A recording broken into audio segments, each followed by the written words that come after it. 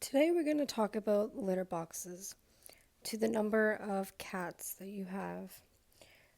I only have Matt's, and he is comfortable in his cat tree. And let's go see where my litter boxes are. So I have one here.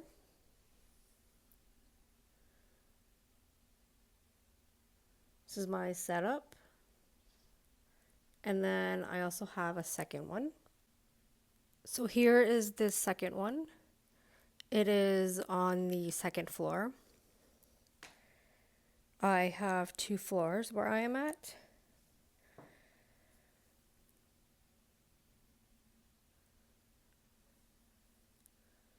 Just at the top of the stairs here is where I placed it. You might be wondering why I have 2 litter boxes to 1 cat.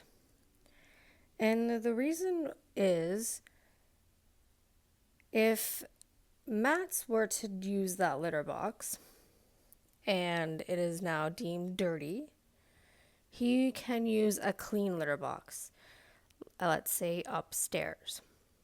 Then he can go up and use a clean litter box where he can go to the bathroom. It's like when we use the bathroom. We like a nice clean bathroom, a clean toilet where we can go to the bathroom, if that is taking a pee or a poop, just like cats.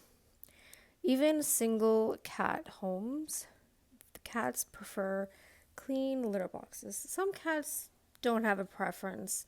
Other cats don't mind. It all depends, but in general terms, it's important to have 1 litter box plus an additional litter box per 1 cat.